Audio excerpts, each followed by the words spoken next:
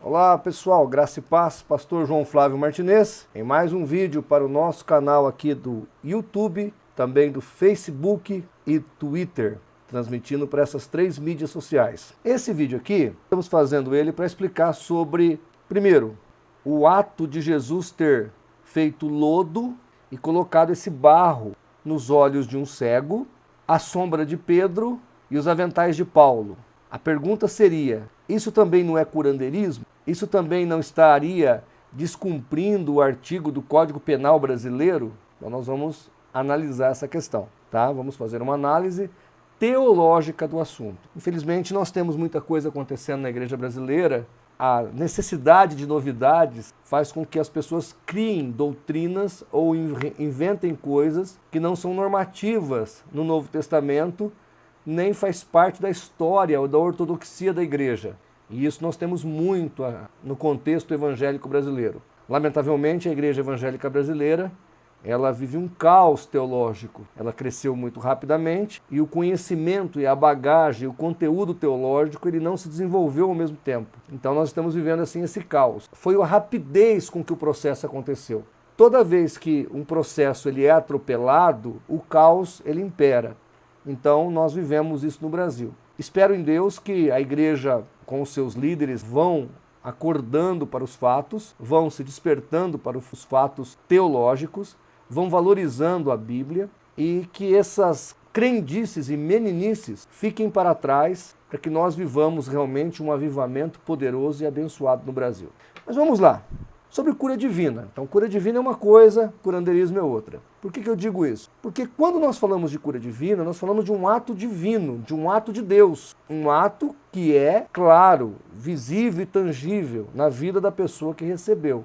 Diferente de uma manipulação mental e até com remédios, com garrafadas, que a pessoa tem que fazer aquilo por dias, aí já entra o curandeirismo, certo? Aquilo que o João de Deus fazia lá no centro dele, aquilo sim é curandeirismo. O que a Bíblia orienta? Então vamos lá, Marcos 16, versículo 18, fala sobre cura divina. Jesus dizendo, e porão as mãos sobre os enfermos e os curarão. Ou seja, você coloca as mãos sobre uma pessoa doente, ora por ele, e claro que se for da vontade do Senhor e a pessoa tiver fé, o milagre vai acontecer na vida dele. É isso que orienta Marcos 16, versículo 18. Um outro texto orientativo e também normativo está em Tiago, capítulo 5, verso 14 e 15. Está alguém entre vós doente? Chame os presbíteros da igreja, orem sobre ele, ungindo-o com azeite em nome do Senhor. E olha que interessante, e a oração da fé salvará o doente, e o Senhor o levantará. Então, o texto deixa claro que a unção com óleo, que é simbólica, ela não cura, porque o óleo não é ungido, o óleo aqui é para ungir. O fato é que esse óleo não cura, ponto. Não cura. O texto aqui não está falando isso. Olha o versículo 15. A oração da fé salvará o doente, e o Senhor o levantará. Não é o óleo, tá ok? Então, 2 textos, Marcos 16, 18, Tiago capítulo 5, 14 e 15, deixam claros o quê? O jeito, as metodologias de orar por um enfermo. Ou impõe as mãos sobre o doente, ou chama a liderança da igreja, unge ele com óleo e faz a oração. Nada mais além disso. E como eu disse no outro vídeo, na dispensação da lei, quando alguém recebia uma cura, principalmente de uma lepra, então o que tinha que fazer o judeu? Ele ia no sacerdote, o sacerdote fazia lá os exames e o sacerdote declarava ele curado ou não. Então ele podia ser inserido novamente na sociedade, principalmente com relação à pele, à lepra.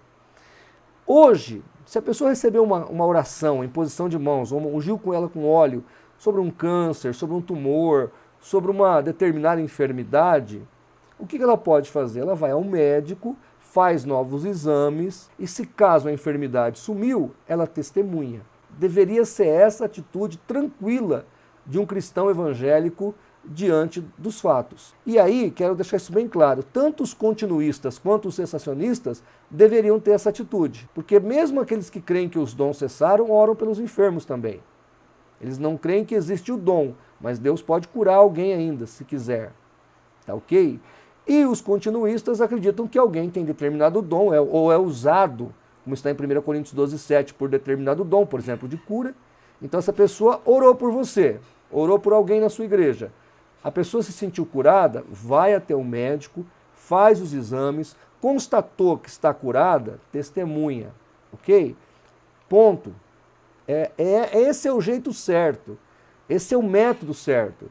Eu acho que ficar atravessando, sabe, dando testemunho antes da hora, Deus não tem pressa. Vai lá, faz os exames, pega lá os 2 certificados, né, do médico, tanto aquele que dava que você tinha doença, tanto aquele outro que diz que você está curado, traz e mostra, está aqui, ó, fui curado, graças a Deus, Jesus me curou. E eu creio que esse Deus que nós servimos é o médico dos médicos. E ele pode curar usando um médico, ele pode curar usando um remédio, e ele pode curar através de uma cura divina, de um milagre. Porque o nosso Deus tem poder para tudo isso. Ou ele pode simplesmente dizer, não, essa doença aí, eu vou usá-la para te levar para o céu. De todos os jeitos, Deus vai operar, porque Deus é soberano e nós devemos confiar na sua vontade. Ok? Mas vamos lá. O caso de Jesus, lá em João, capítulo 9, do 1 ao 7, onde Jesus chega naquele cego de nascença, faz lodo e unta os olhos dele. Alguns acreditam que esse cego aqui ele não era apenas cego, ele devia ter um buraco na cavidade ocular. Então Jesus faz aquele barro e unta os olhos dele. Alguém pode dizer, baseado em que Jesus fez isso? Bom, em 2 coisas nós podemos observar aqui a base para Jesus fazer isso. Em primeiro lugar, Gênesis capítulo 2, versículo 7, fala que Deus formou o homem do pó da terra. Então Deus teria feito um boneco de barro e soprado sobre ele a vida. E aí Jesus, pegando esse homem que estava defeituoso, sem uma parte do seu corpo, que é os seus olhos, é como se Jesus mostrasse que o mesmo poder que o Pai tinha, mas mostrando que ele é divino e que ele também é Deus, como o Pai é Deus e o Espírito Santo é Deus, Jesus então faz aquele barro, unta os olhos daquele homem e traz a vista de volta àquela pessoa. Isso aí está mostrando que ele é divino, que ele faz tanto, ele é tão criador quanto o Pai e quanto o Espírito Santo. Ele faz parte de uma trindade criadora. Então Jesus vai, coloca ali aquele barro, lembrando o que Deus fez em Gênesis 2:7. Deus fez o homem todo. No caso aí, esse homem, por isso que o Senhor Jesus fala, ele está aqui para se manifestar a glória de Deus. Então Jesus vai ali, repara aquele defeito ocular que ele tinha, restaura-lhe a visão e mostra a sua divindade. João 10:30, quando Jesus fala, eu e o Pai somos um, na verdade, eu e o Pai somos da mesma essência, é o que ele fala no original grego, ali Jesus mostra que o Pai e o Filho são divinos, ou é divino, porque é de uma única substância, onde subsiste 3 pessoas. E aqui, quando Jesus faz isso, ele ainda fala, para fazer as obras do Pai. Ou seja, do mesmo jeito que o Pai teria participado do processo de criação do homem, ele aqui refaz os olhos desse cego. Uma outra observação interessante que nós podemos notar é que o fato dele fazer o lodo e colocar sobre os olhos e mandar lavar no tanque de Siloé mostra mais duas coisas nessa segunda questão, né? Primeiro, a obediência do cego, porque ele exerceu fé e obediência ao ir até o tanque e se lavar. Isso aí é fé. Mas ao mesmo tempo mostra a missão de Cristo, porque Siloé quer dizer enviado. Então Jesus é o enviado de Deus para restituir a salvação à humanidade, ou trazer salvação à humanidade.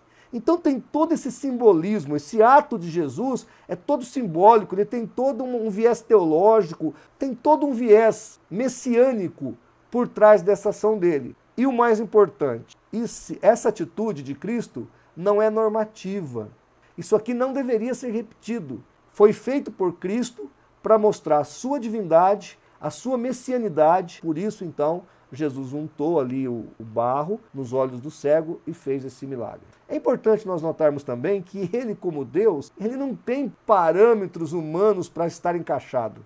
Ele é soberano e ele age do jeito que ele achar mais interessante. Aqui ele agiu dessa maneira para mostrar todas essas facetas, ou seja, que ele é divino, que ele tem uma missão, que ele pode restaurar o homem, que ele é o Salvador da humanidade. Então tem tudo isso embutido aqui em João capítulo 9, de 1 a 7.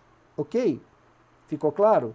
Não é para você andar por aí fazendo barro e jogando sobre as feridas das pessoas, que não era essa a ideia de Cristo. A outra questão que foi levantada é sobre a sombra de Pedro. E sobre esse texto não tem que inventar muito, é só lê-lo.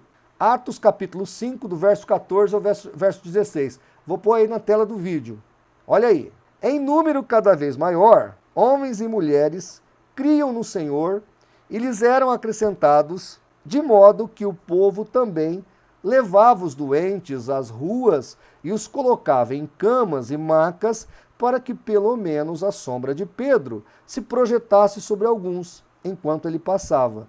Afluíam também multidões das cidades próximas a Jerusalém, trazendo seus doentes e os que eram atormentados por espíritos imundos, e todos eram curados.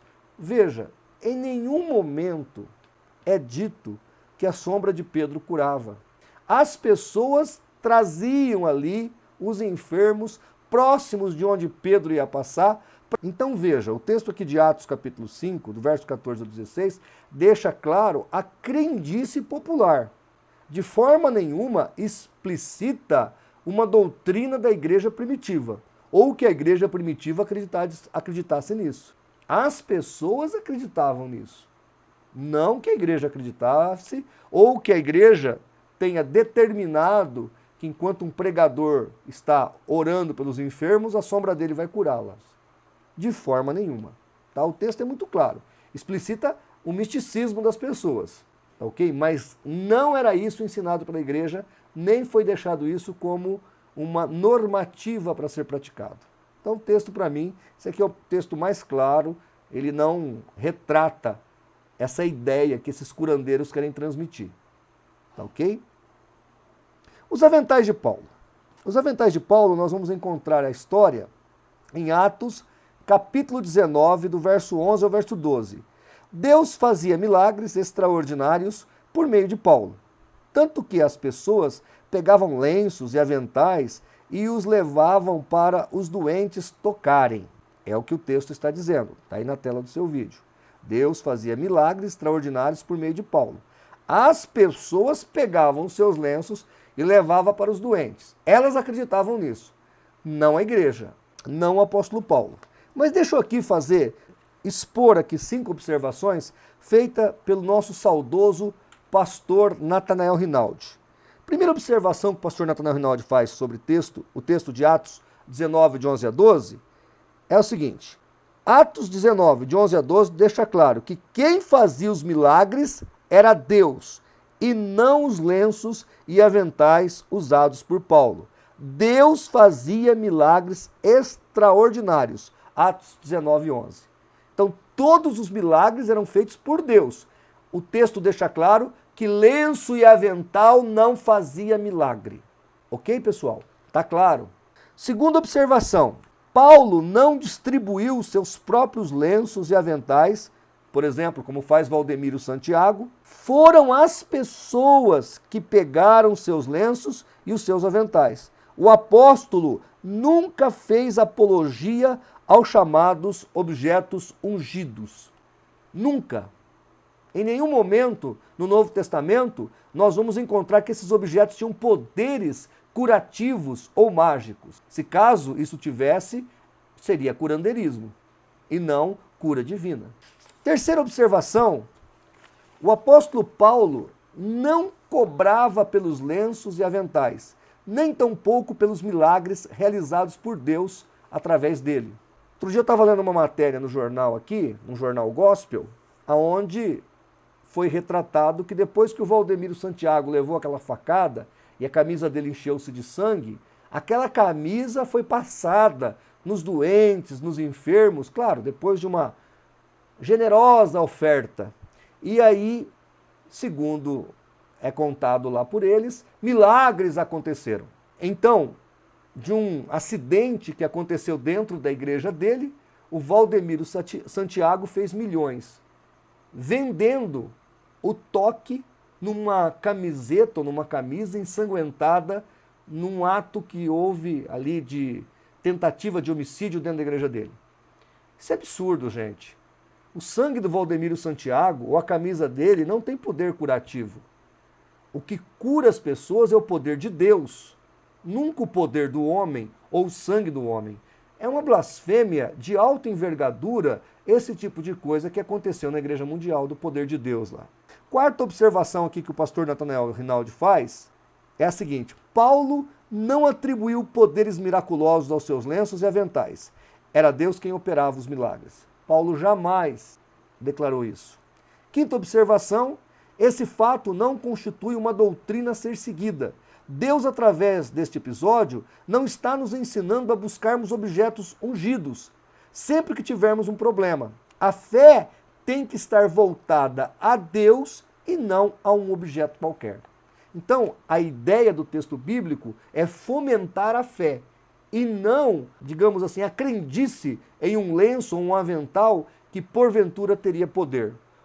Por isso que o texto no versículo 11 deixa claro: Deus fazia proezas através de Paulo. Deus fazia milagres. Nem o próprio Paulo, ele era só o meio, o canal de comunicação da mensagem de Deus. Mas quem fazia era o próprio Deus.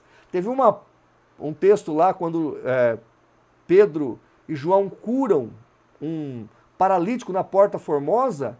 O povo quer adorar, quer reverenciar Pedro e João por causa do milagre. Eles rasgam as vestes e falam: não, a gente não fez esse poder, a gente não fez esse milagre, quem fez foi Deus. Então, não é Valdemiro Santiago, não é o Papa, não é o Bispo, não é homem algum que faz milagre. Quem faz milagre é Deus. Eu posso orar por você, nós podemos unir a nossa fé, mas quem vai fazer o milagre é Deus. E quando fizer, eu não tenho mérito algum nisso, nem você. É Deus que quis curá-lo, que quis restaurá-lo, que quis renová-lo e ponto.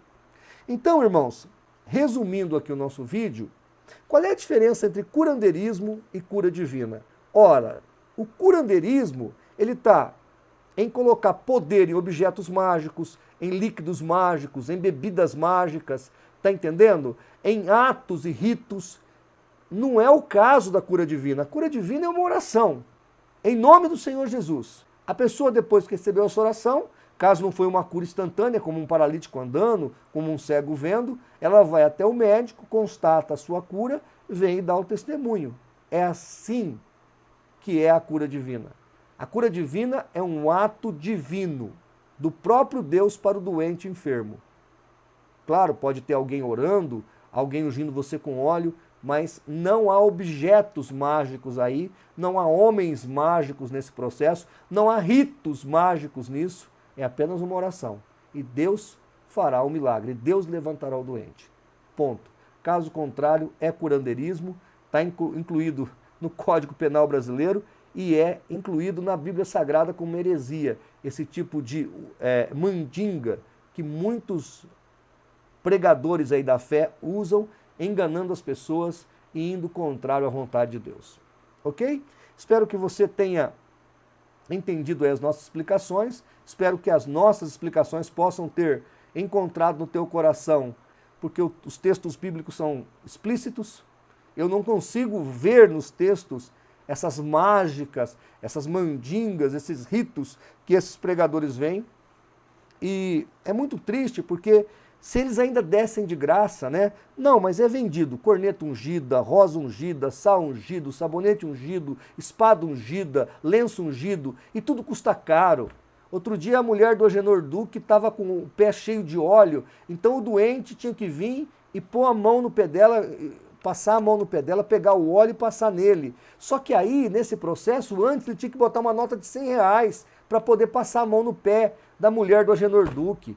Gente, pelo amor de Deus, aonde nós vamos parar? Então eu espero que o Espírito Santo possa ter iluminado a sua mente. Qualquer dúvida, entre em contato, tá aí meu WhatsApp, tá ok? E nos ajude aqui no nosso canal, nós estamos chegando a 17 mil inscritos, nos ajude, inscreva-se no canal, divulgue os nossos vídeos, coopere conosco, nos ajude a fazer pela verdade o que as seitas fazem pela mentira. Um abraço e até o nosso próximo vídeo.